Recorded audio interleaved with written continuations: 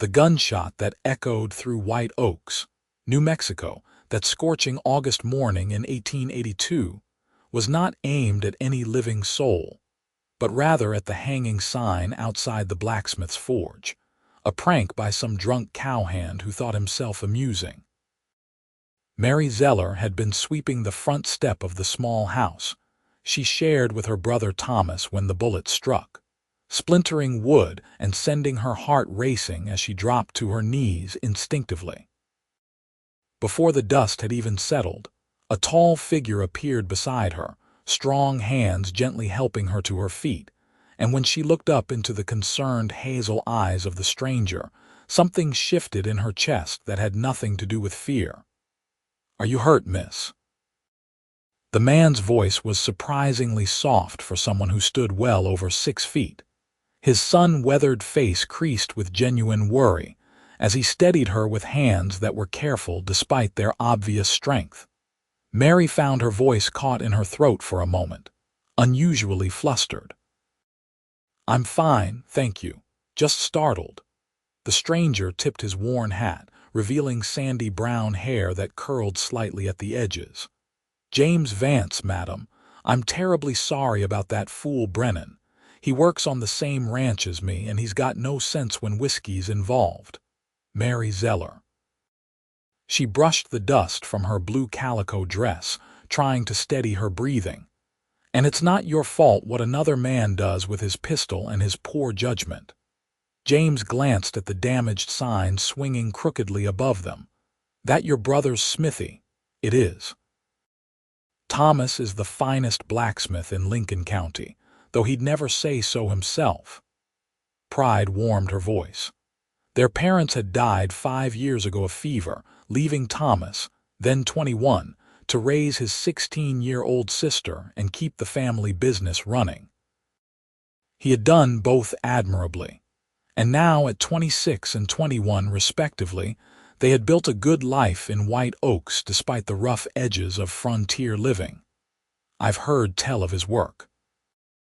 Actually came into town hoping to commission a new set of horseshoes and maybe some hardware for the bunkhouse. James shifted his weight, seeming reluctant to leave. "Is he working today?" "Every day except Sunday." Mary found herself smoothing her dark hair, suddenly conscious of her appearance. "I'll take you to him."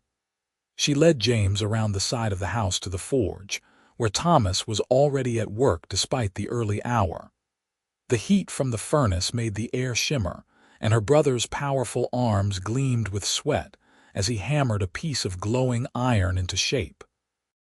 Thomas looked up at their approach, his blue eyes sharp and protective as they took in the tall cowboy walking beside his sister. "Thomas, this is James Vance. He's looking to commission some work." Mary made the introduction quickly, sensing her brother's wariness. Thomas set down his hammer, wiping his hands on his leather apron. He was a big man himself, nearly as tall as James but broader through the shoulders, with the kind of strength that came from years of working metal. "What kind of work?" "Horseshoes for my mare, and I need some new hinges and latches for the Double R Ranch bunkhouse. We're about 10 miles west of here." James met Thomas's measuring gaze steadily. "Heard you do quality work and charge fair prices." "I do both those things." Thomas's expression remained neutral, but Mary could see him relaxing slightly. Her brother took pride in his reputation. "When do you need them?" "Horseshoes within the week if possible. The hardware can wait longer." James pulled out a piece of paper with measurements and specifications written in surprisingly neat handwriting. "I wrote down what we need." Thomas studied the paper, nodding slowly. "This is good detail. Most folks come in here with barely an idea of what they want, let alone measurements. You handy with building work. Enough to know what I need, not enough to forge it myself. That's a skill I've always admired." James's respect seemed genuine. "My father was a carpenter back in Missouri. He taught me to appreciate good craftsmanship." "Missouri?" Mary couldn't help but ask. "That's a long way to travel." "Yes, madam. Came out here 3 years ago after my parents passed. Needed a fresh start, and the West seemed like the place for it. Something flickered in James's eyes, an old grief that Mary recognized because she carried the same shadow. Thomas cleared his throat. I can have the horseshoes ready by Friday. Come by in the afternoon. The hardware will take about 2 weeks. That's fair. What's your price? They settled into negotiations, and Mary excused herself to return to the house, though she found herself glancing back more than once at the gentle-spoken cowboy who had helped her up from the dust. There was something different about James Vance, a quality that set him apart from the rough men who typically passed through white oaks chasing silver strikes and cattle drives. He spoke softly but with confidence, and his hands, though work-worn, had been gentle when they steadied her. Throughout that week, Mary found her thoughts drifting to James more often than she cared to admit. She helped Thomas with the bookkeeping for the forge, tended their small garden, and managed their household. But underlying all these familiar tasks was a new sense of anticipation. When Friday arrived, she took extra care with her appearance, choosing her best day dress of green cotton that matched her eyes, then felt foolish for the effort. James Vance was simply a customer. There was no reason to expect anything more. But when he rode into town that afternoon on a beautiful chestnut mare, Mary's heart quickened despite herself scolding. She was hanging laundry in the yard and had a clear view of the street. James dismounted with the easy grace of someone who spent most of his life on horseback and started toward the forge, then noticed her and changed direction. "Afternoon, Miss Zeller." He removed his hat, squinting slightly in the bright sunlight. "Afternoon, Mr. Vance. Thomas is expecting you." "I know, but I wanted to ask something first, if you'll forgive my boldness." James turned his hat in his hands, a gesture that seemed nervous. "There's a social tomorrow night at the church, dancing and supper. Would you consider allowing me to escort you?" Mary's first instinct was to refuse. She barely knew this man, but something in his hopeful expression made her pause, and she realized she wanted to know him better. "I would need my brother's approval." "Of course. I plan to ask him directly." James's face brightened. "But I wanted to know your feelings first." "Wouldn't be right to presume." "Then yes, Mr. Vance. If Thomas approves, I would be pleased to attend with you." "James, please, and thank you." His smile transformed his weathered face, revealing the handsome man beneath the sun-worn exterior. They walked together to the forge, where Thomas was putting the finishing touches on the horseshoes. When James asked permission to escort Mary to the social, Thomas's expression grew serious. "I don't know much about you, Vance." "That's fair. I'm 24 years old, came from Joplin, Missouri, where my father was a carpenter and my mother taught school. They both died of cholera 3 years back, and I have one younger sister who married a shopkeeper and stayed in Joplin. I've worked at the Double R for 2 years as a ranch hand. I don't drink much, don't gamble, and I go to church most Sundays when work allows. I have $10 saved and hope to have my own small spread someday." James delivered this information calmly, meeting Thomas's eyes.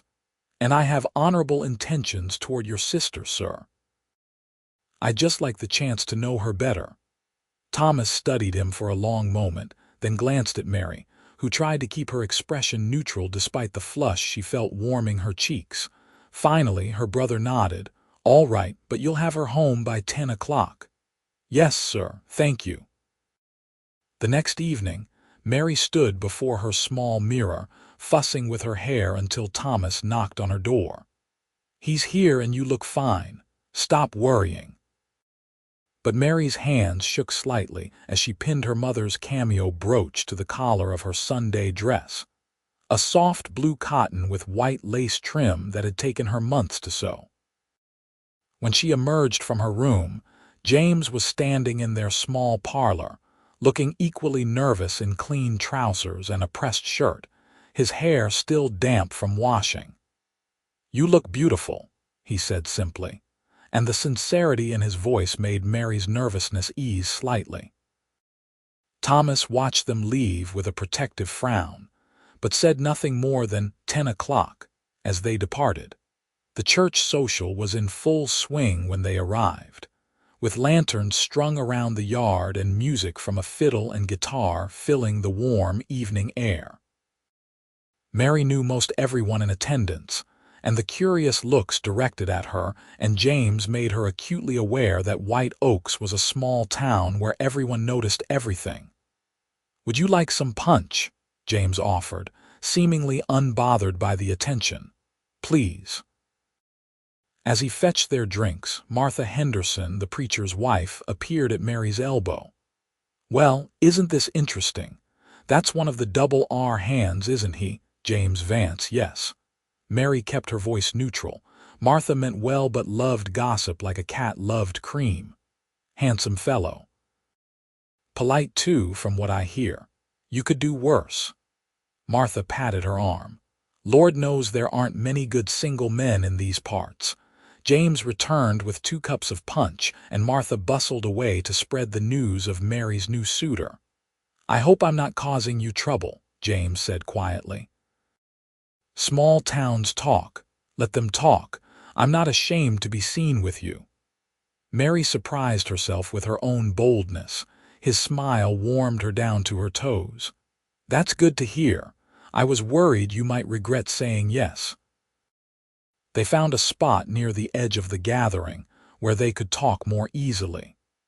The conversation flowed naturally, with none of the awkward silences Mary had feared. James told her about ranch life, about the hard work and long hours, but also the satisfaction of working with animals and watching new calves grow strong. She told him about helping Thomas, about the ledgers she kept, and the way she had learned to tell quality iron from inferior ore just by looking at it. "You have a good head for business," James observed. "That's rare and valuable. Thomas taught me.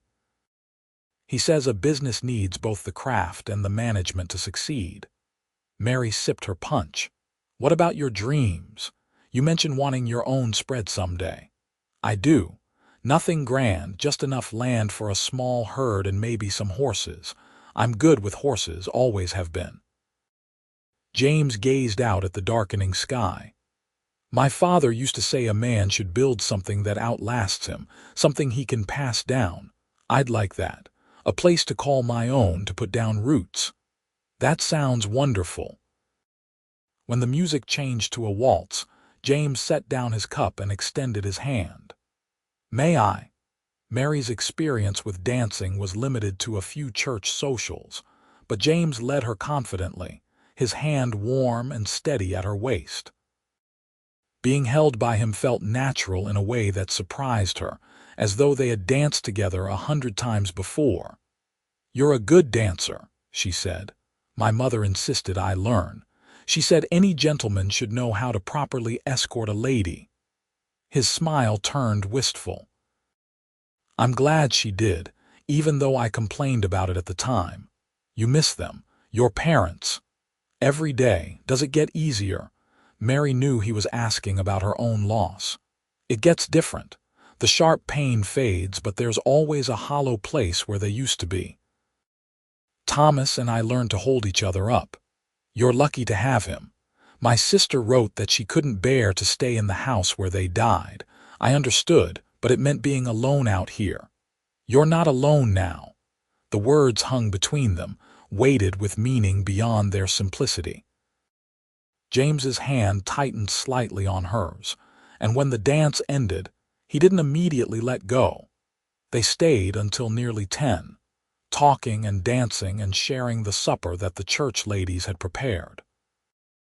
When James returned her to the house with 5 minutes to spare, Thomas was reading by lamplight in the parlor, clearly waiting up despite his pretense of being engrossed in his book.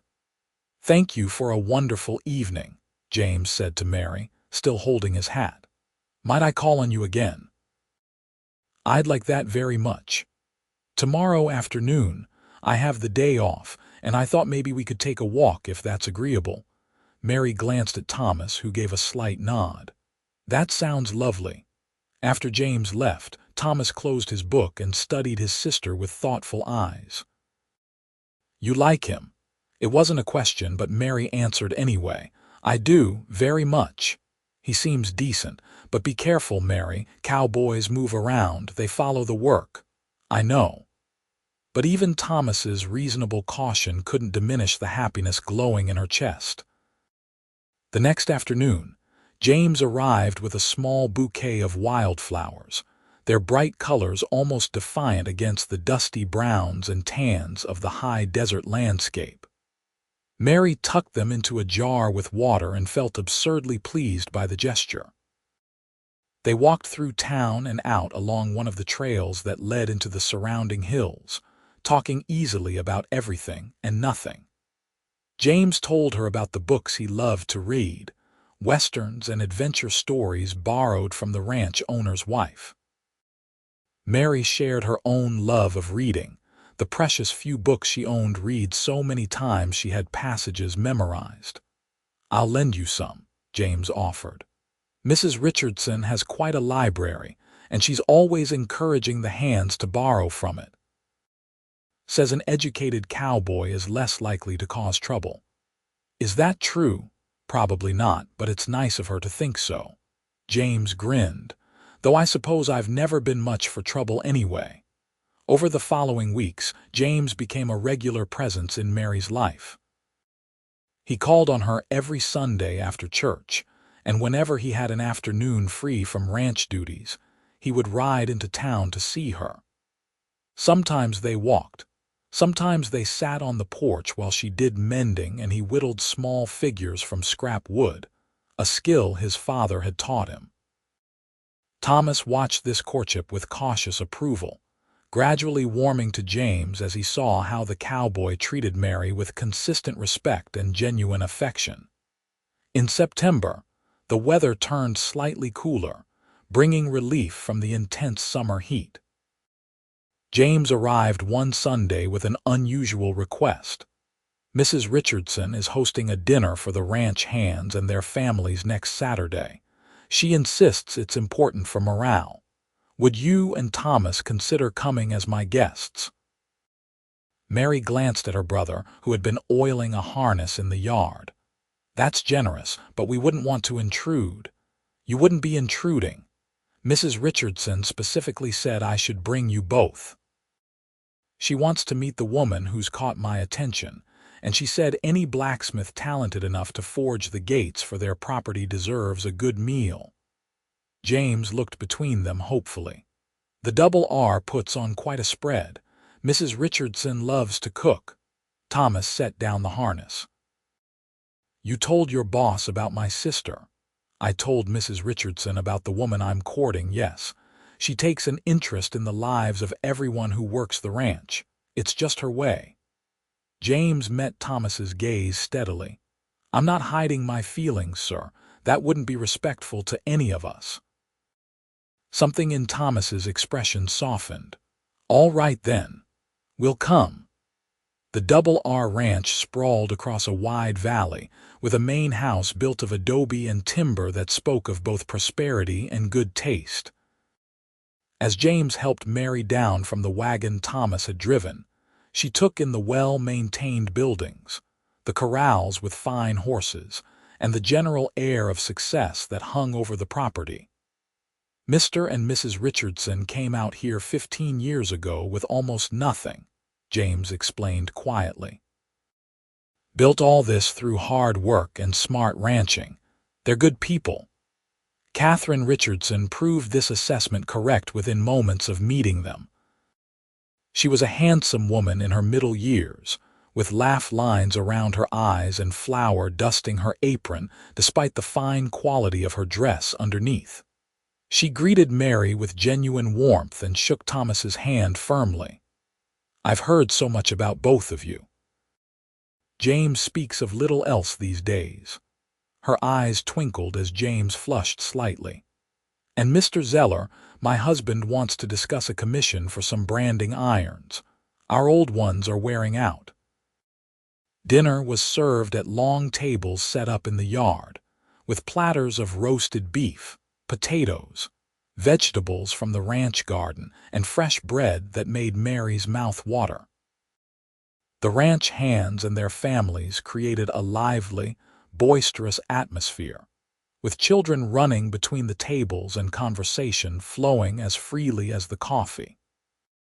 Mary found herself seated between James and one of the other ranch hands' wives, a friendly woman named Susan who had a baby on her hip and a toddler clinging to her skirts. "You're the first woman James has brought to one of these gatherings," Susan said with a knowing smile. "That means something on a ranch. Men don't introduce a woman to their work family unless they're serious." "We've only been courting a few months," Mary protested, though her heart fluttered at the implication. "Doesn't matter. You can tell when a man's in love. It's written all over his face when he looks at you." Mary glanced at James, who was deep in conversation with Thomas and Mr. Richardson about the quality of different iron deposits in the territory. As if sensing her gaze, he turned and smiled at her, his whole face lighting up in a way that made Susan's observation feel undeniably true. Later, as the sun set and lanterns were lit, James walked Mary away from the crowd toward a small rise that overlooked the valley.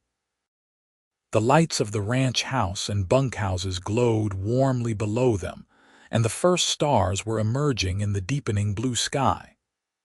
"This is where I want to build someday," James said quietly, gesturing toward a flat stretch of land just visible in the gathering darkness. "Mr. Richardson said if I can save enough for a starter herd, he'll sell me 40 acres at a fair price. It's good grazing land with water access from the creek. It's beautiful." Mary could picture it, a small house and barn, horses in a corral, a life built from nothing but determination and sweat. "I know I'm not there yet.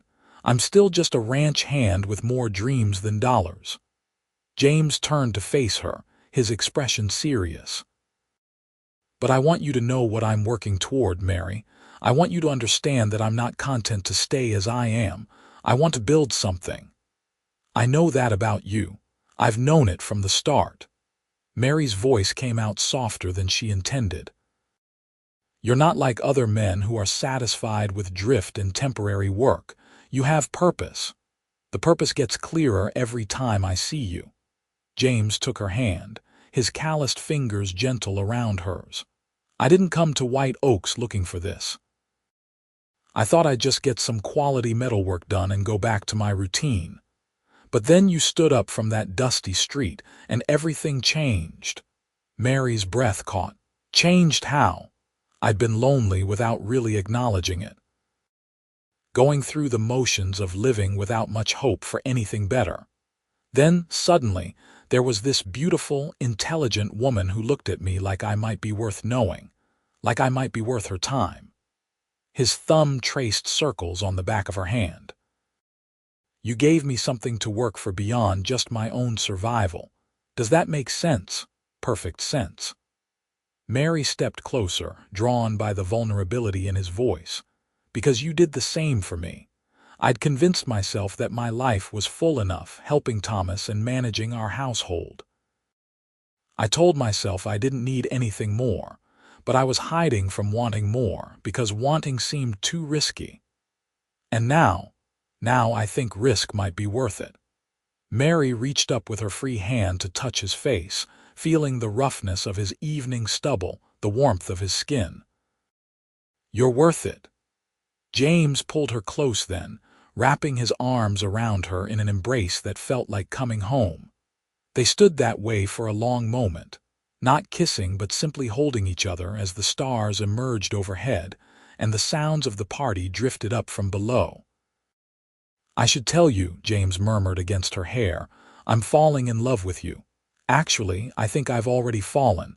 Just wanted you to know."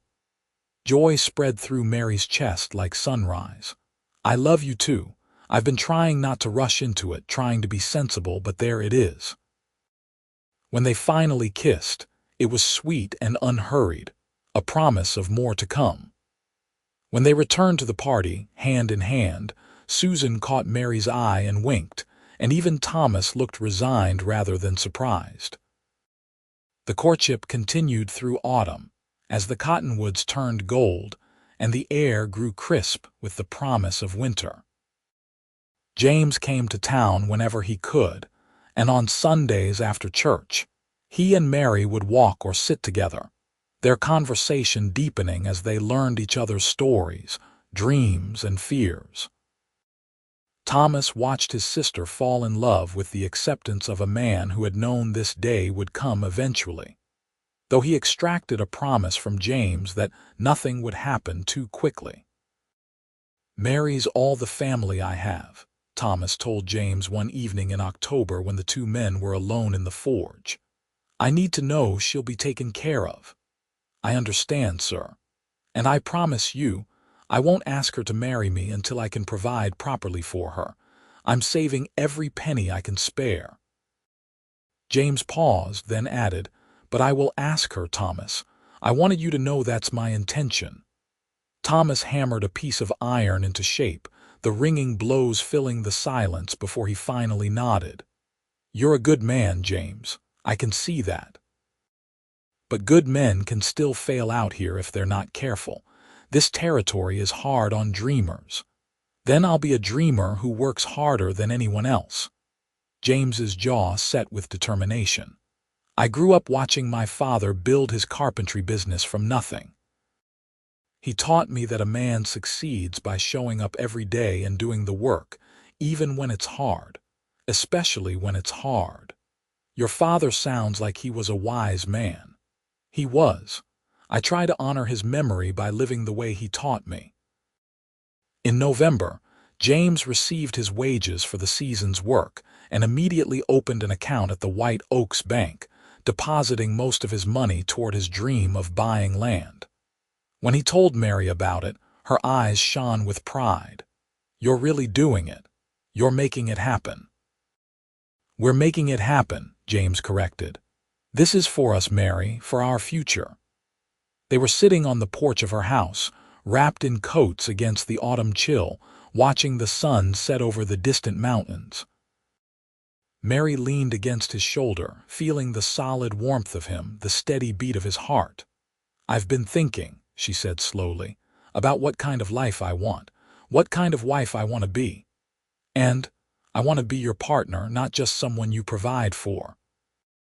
I can keep books, manage accounts, help build the ranch into something successful. Thomas taught me the business side of running a smithy, and those skills transfer." Mary tilted her head to look up at him. "I don't want you to think you have to carry all the burden alone." James cupped her face gently, his expression almost reverent. "You know what Thomas told me the first day I met you?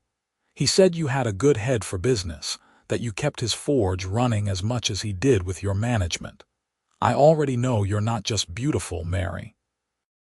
You're capable and intelligent, and yes, I'd be grateful and honored to have you as a true partner.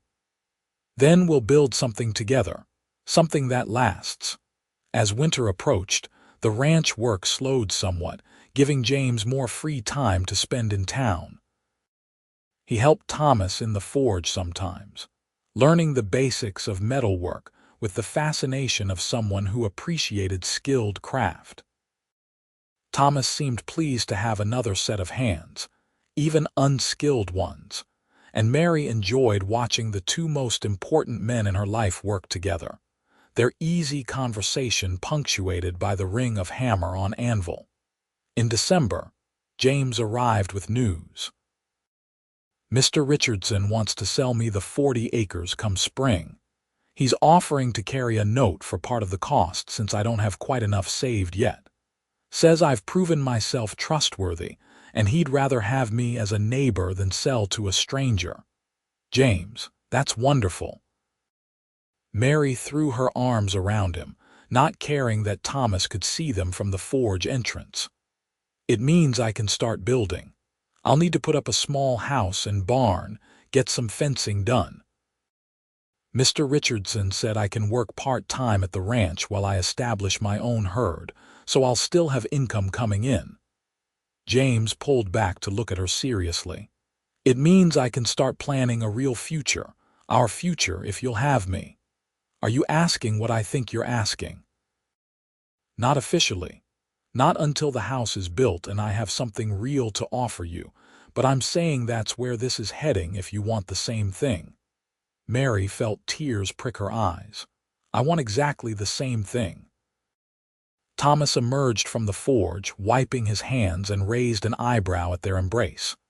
Good news, I take it, James explained about the land, and Thomas's stern face broke into a genuine smile. That is good news. Richardson's a fair man. You're lucky to have caught his favor. I know it, sir.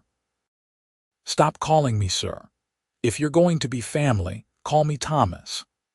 The casual acceptance in those words made James's face light up, and Mary felt her heart swell with love for her brother, who was giving his blessing in his own gruff way. Christmas came with unusual snow for White Oaks, a light dusting that turned the desert landscape briefly magical.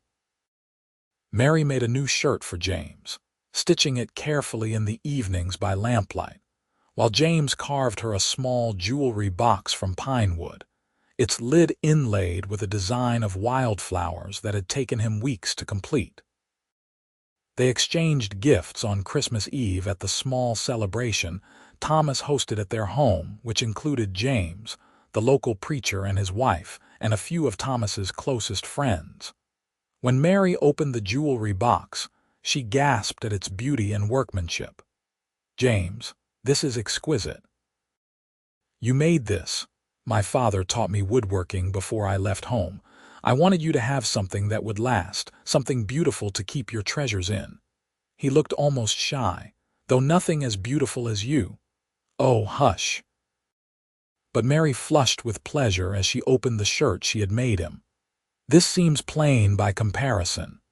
James held it up, examining her careful stitches, the quality fabric she had chosen, the collar she had reinforced because she knew ranch work was hard on clothing. It's perfect. And practical, which makes it even better. Thank you, Mary. Later, when the guests had gone and Thomas had retired to his room, Mary and James sat by the dying fire, her hand in his, talking quietly about the year ahead. I'll start building as soon as the weather allows, James said. I've been drawing up plans, thinking about what we'll need. A bedroom for us, a separate room that could be for children someday, a kitchen with a good stove, a parlor for entertaining. Nothing fancy but solid and well built. It sounds perfect. Mary rested her head on his shoulder. I can't wait to see it. I'll need your input on everything. It's going to be your home as much as mine. More, actually, since you'll be spending more time there while I'm working the ranch and building our herd. He paused. That is, if you agree to marry me when I ask properly. You know I will. Still, I want to do it right, with a ring and a proper proposal down on one knee like a gentleman. Mary smiled against his shoulder. You're already a gentleman, James Vance. You don't need to prove that to me. The winter passed slowly, with James visiting whenever weather and work allowed. In January, he began gathering materials for the house, salvaging lumber and buying what he couldn't scavenge.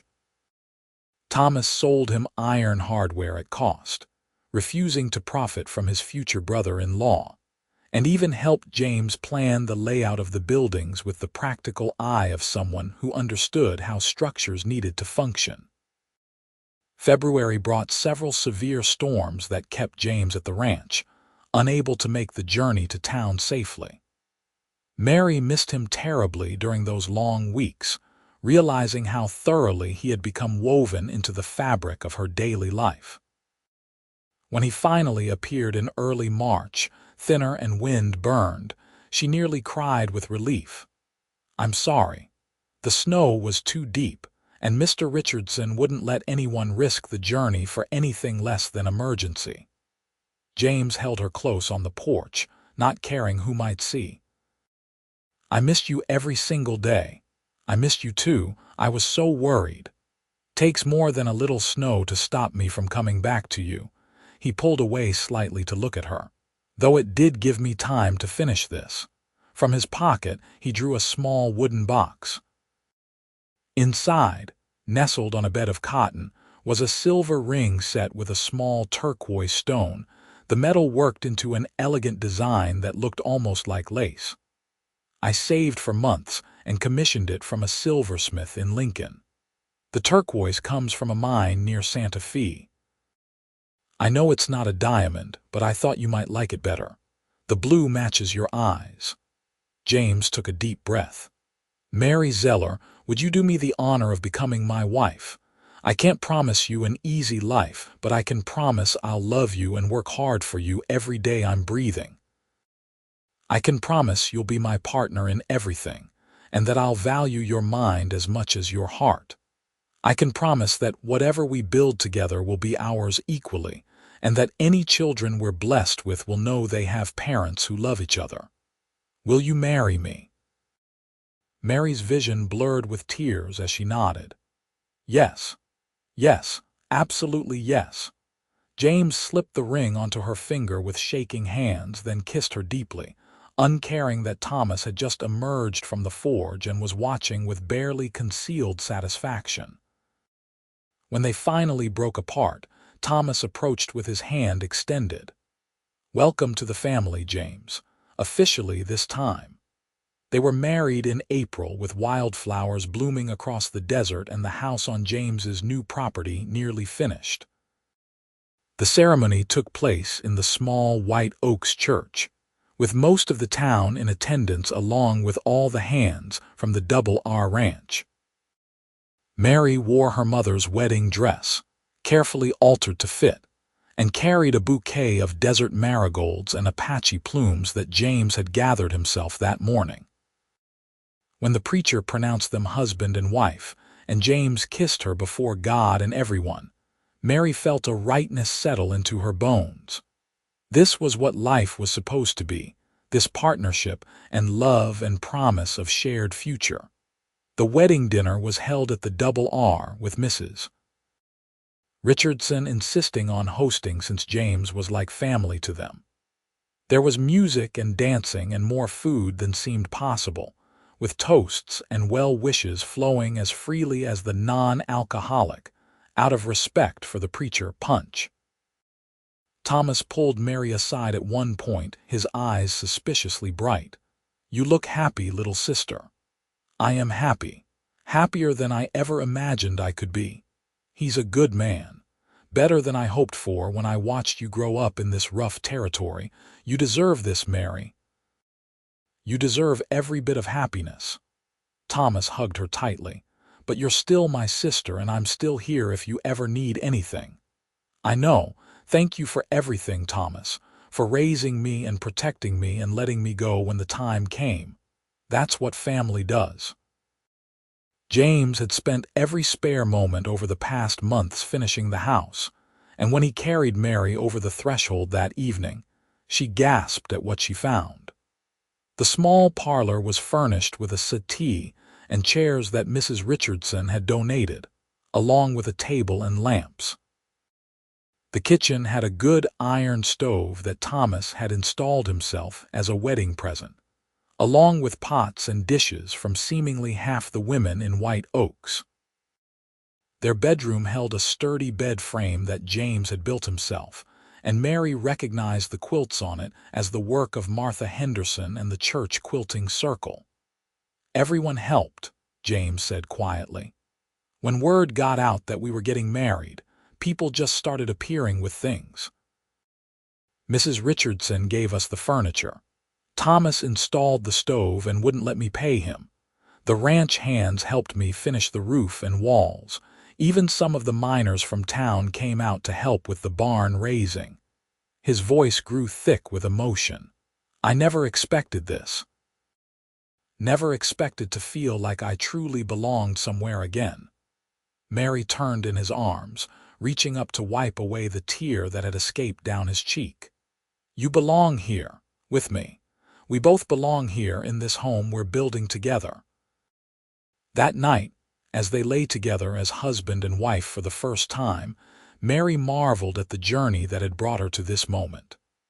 6 months ago, she had been content with her quiet life, convinced she needed nothing more than her brother and her work. Now she was married to a man she loved more than she had thought possible, beginning a new chapter in a home they would fill with love and laughter and, God willing, children. "What are you thinking?" James asked softly, his arm warm around her shoulders. "That you forged a place inside my heart," Mary said, the words coming from somewhere deep and true. "Like Thomas works metal into something new and beautiful, you worked your way into my heart and changed its very shape.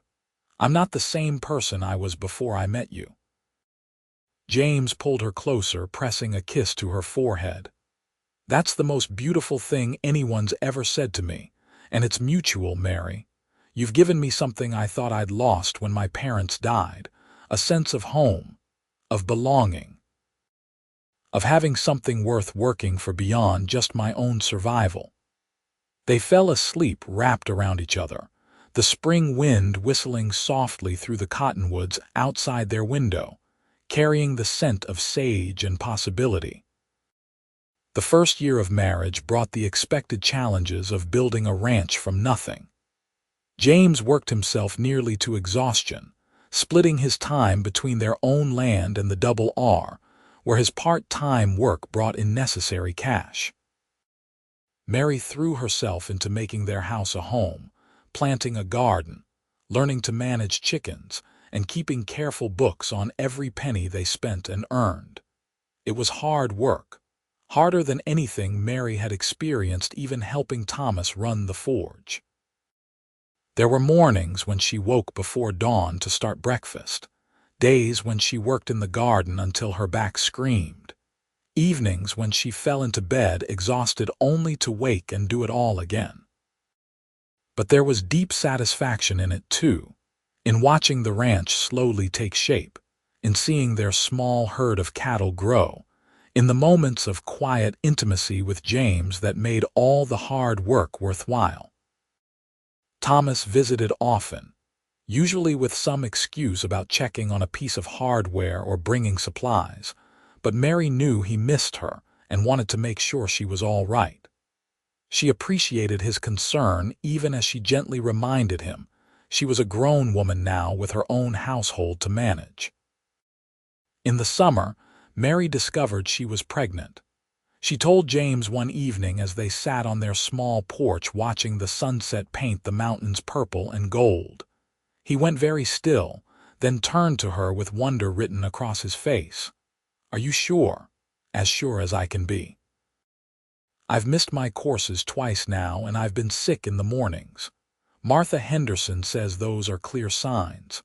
Mary put his hand on her still flat stomach. "We're going to have a baby, James." He pulled her into his arms and she felt him trembling. "A baby, our baby. I'm going to be a father." "Are you happy?" Happy doesn't begin to cover it. Terrified and thrilled and grateful all at once. James pulled back to look at her seriously. "We'll need to be careful with you. No more heavy lifting or working yourself too hard. I want you and the baby healthy." "I'm not made of glass, James." "I know. But I also know you push yourself too hard sometimes, trying to do everything. Let me help more. Let me take care of you." Mary relented, recognizing the care behind his concern. As her pregnancy progressed, James did indeed take over many of her heavier tasks, though she stubbornly continued managing the household and keeping their accounts.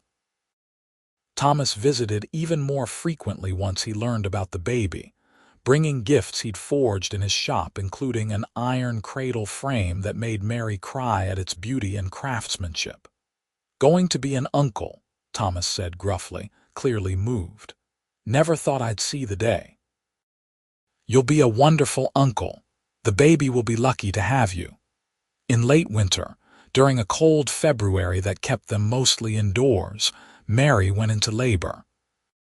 James rode like fury to fetch Martha Henderson and the midwife, then paced their small house like a caged animal while Mary labored in their bedroom. Thomas arrived partway through, drawn by some brotherly instinct, and sat with James, offering silent support. After 8 hours of hard labor, Mary gave birth to a healthy baby boy with a lusty cry and a surprising amount of dark hair.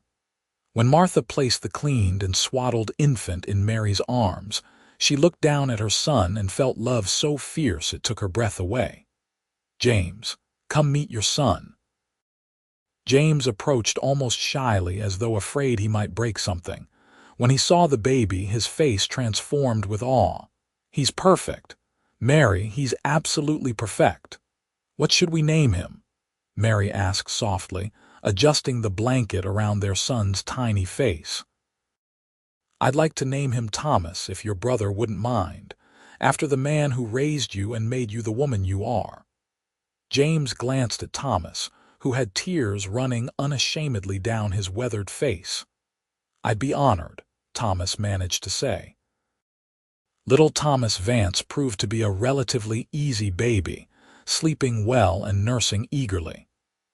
Mary recovered quickly from the birth, and within weeks, she was back to managing the household, though now with an infant strapped to her back or sleeping nearby while she worked. James was a devoted father, taking every opportunity to hold his son, to sing him songs in a surprisingly good voice, to tell him stories about the ranch they were building together. As Thomas grew from infant to toddler, the ranch grew with him.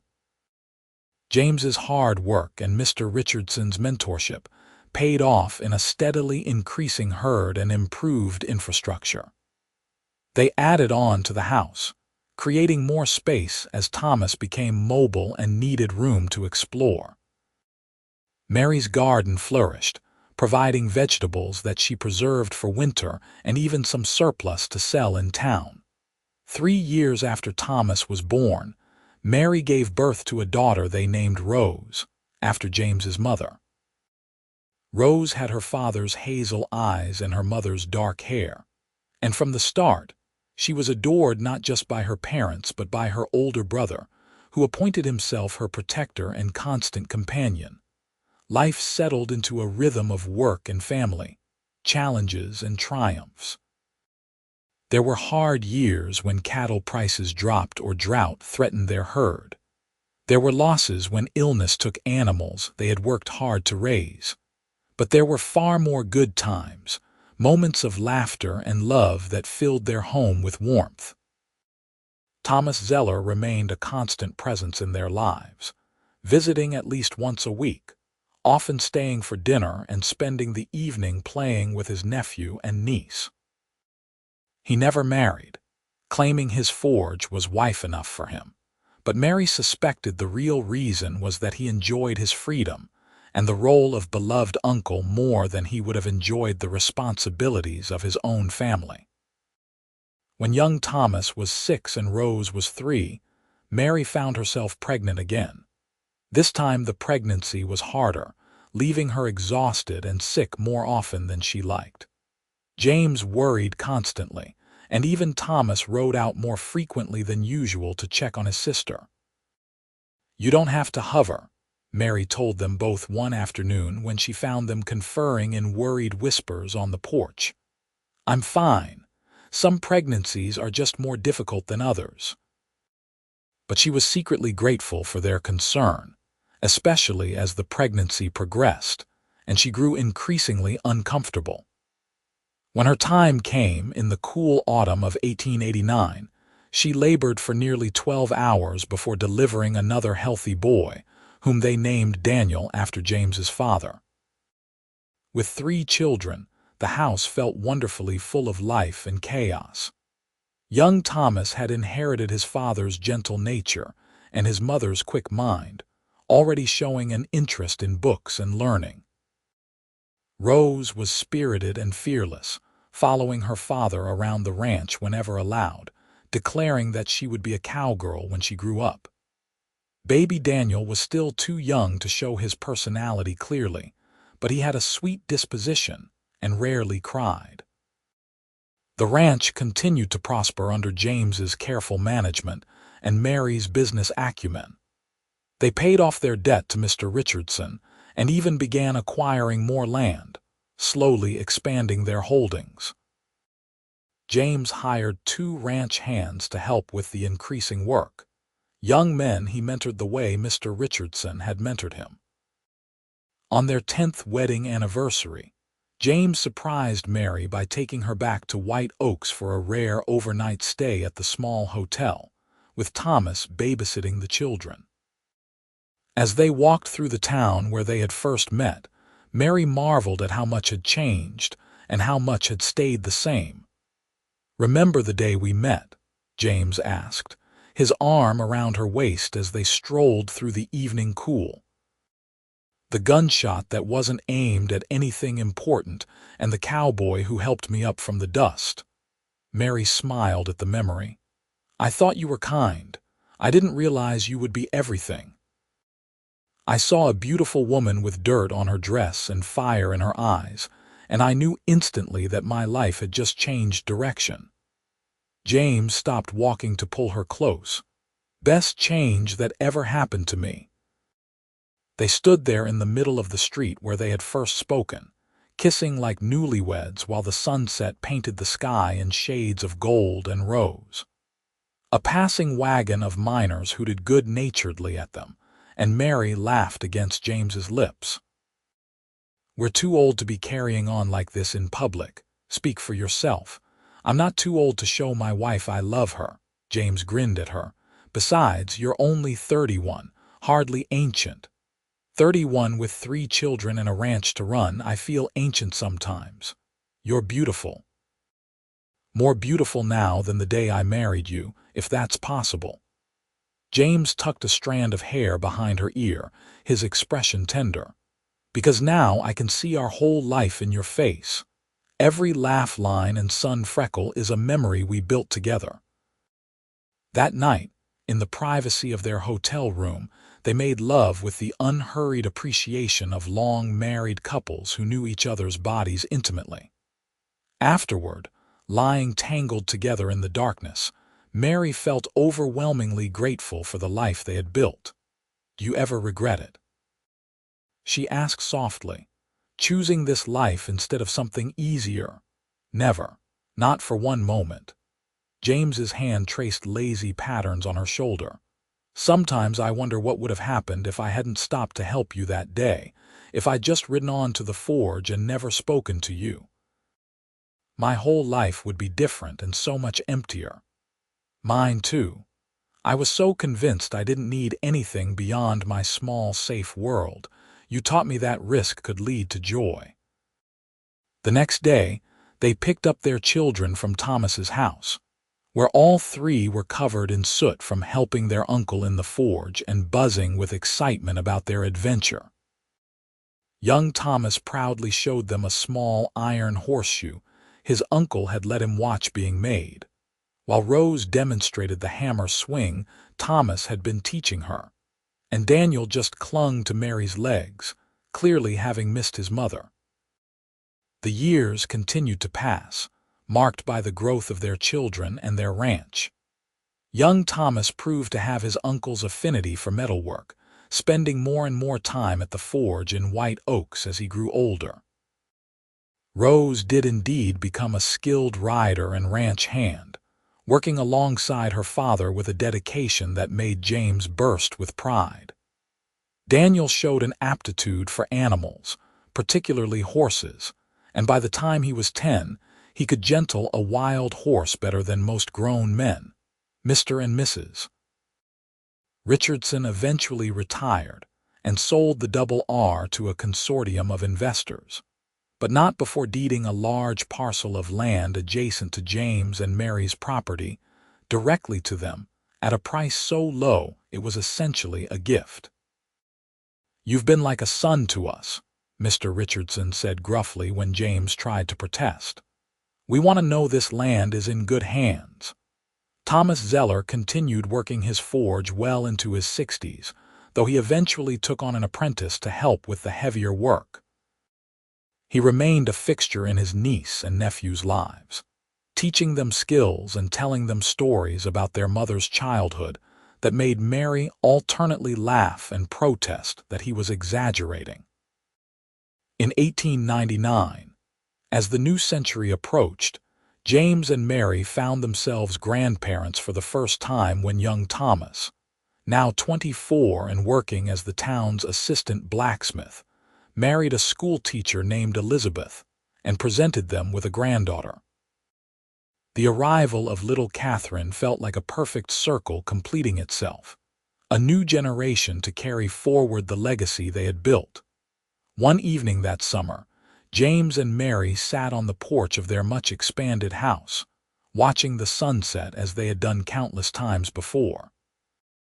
Their children were grown and building their own lives. The ranch was prosperous, and they had the luxury of simply sitting together without pressing responsibilities demanding their attention. "You remember what you said on our wedding night?" James asked, his hand finding hers automatically. "About me forging a place inside your heart. I remember everything about that night." Mary squeezed his fingers. "Why?" "Because I've been thinking about how true that is, but also how it goes both ways. You forged a place inside my heart too, Mary. You took a lonely cowboy with nothing but dreams and turned him into a husband, father, rancher, and now grandfather. You shaped me into a better version of myself." James brought her hand to his lips. "Everything good in my life comes from you." Mary felt tears prick her eyes, even after all these years, still moved by his tenderness. "We shaped each other, James. That's what love does. It's like your work with horses or Thomas's work with iron. You take something raw and wild and full of potential, and you work with it patiently until it becomes something beautiful and useful and strong. We've been forging each other all these years. Then I hope we have many more years of forging ahead," James said with a smile at his own pun. "Terrible joke, but I agree with the sentiment." Mary leaned against his shoulder, content. Many more years together. And they did have many more years, living to see all three of their children marry and have families of their own, to see the ranch pass to the next generation, to watch the wild frontier gradually become more civilized. Thomas Zeller lived to be 73. Long enough to see his grandnieces and grandnephews grown and making their own ways in the world, though he worked his forge almost until the day he died, claiming idle hands made for an idle mind.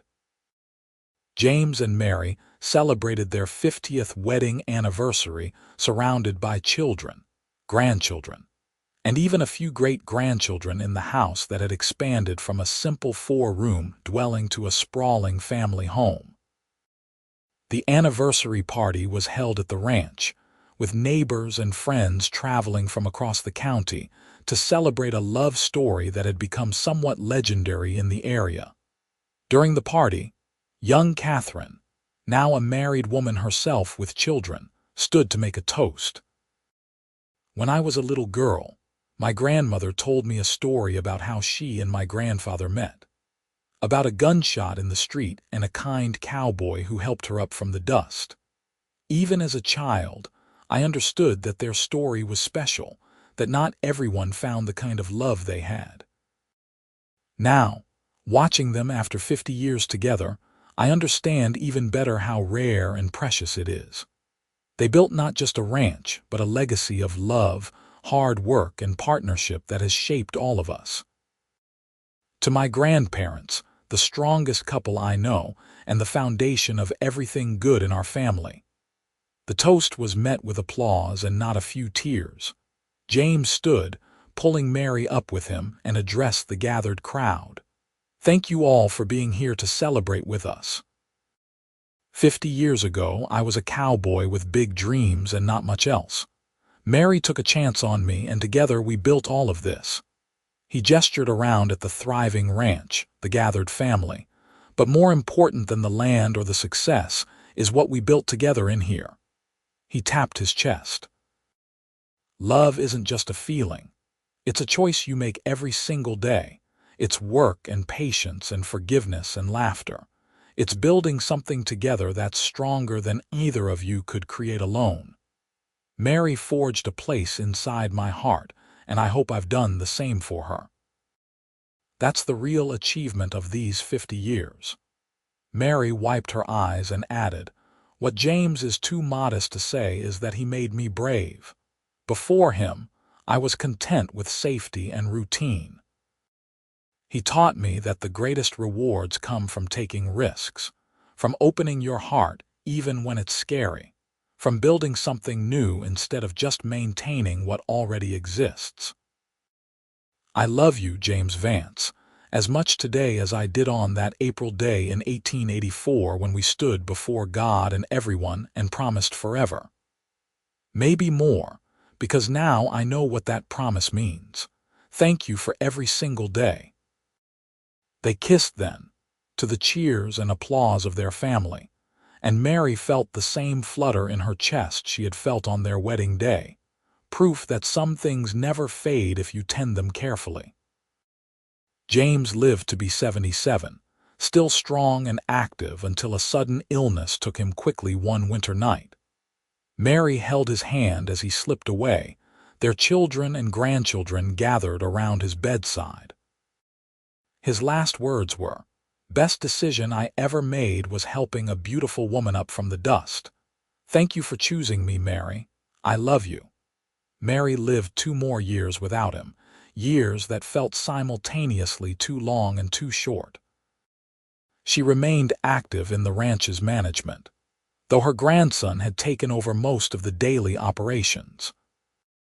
She spent her time with her family, writing down stories of the old days for the younger generations, and tending the grave where James lay buried on a rise overlooking the valley he had loved. On a warm spring day in 1936, Mary Vance passed peacefully in her sleep, surrounded by 4 generations of family. She was buried beside James in a simple ceremony that nonetheless drew people from across New Mexico, testament to the lives they had built and the love they had shared. On her gravestone, beneath her name and dates, young Catherine had inscribed the words that best captured her grandmother's legacy. She forged a place inside his heart, and together they forged a family. The ranch continued for generations, passed down through the family James and Mary had created, expanded and modernized but never sold. The original house, though no longer lived in, was preserved as a reminder of where it all began, with a plaque beside the door telling the story of the blacksmith's sister and the gentle cowboy, who had built an empire of love from nothing but hard work, faith, and devotion to each other. Even a century later, descendants of James and Mary Vance would gather at the ranch for reunions, walking the land their great-great-grandparents had worked, sitting on the old porch where 2 people had fallen in love and built something lasting. They would tell the story of the gunshot in White Oaks and the meeting that changed everything, keeping alive the memory of a love that had truly forged something permanent, not just inside 2 hearts, but in the very land and legacy they left behind. The tale of Mary Zeller and James Vance became more than just a family story. It became a piece of local history, an example of what could be built when 2 people committed to each other completely, when they chose partnership over independence and love over fear. In a time and place known for its harshness and violence, their story stood as proof that gentleness and devotion could triumph, that the bonds forged in love were stronger than any metal Thomas Zeller had ever worked. Their story proved that sometimes all it takes is one moment, one kind gesture, one decision to help a stranger up from the dust, to change the entire trajectory of a life. That courage isn't just about facing down danger, but about opening your heart to possibility. That the strongest structures are built not of iron or wood, but of commitment and devotion, and the daily choice to show up for each other. In the end, Mary had been right that first night when she told James he had forged a place inside her heart. But what neither of them could have known then was how that initial forging would expand outward, creating ripples that would touch hundreds of lives across multiple generations, shaping not just a family but a community, not just hearts but history itself. And if there was magic in their story, it wasn't the magic of fairy tales with impossible wishes granted, but the real magic of two imperfect people who chose each other and kept choosing each other, day after day, year after year, through hardship and triumph, through loss and joy, through all the ordinary and extraordinary moments that make up a life well lived and a love well earned.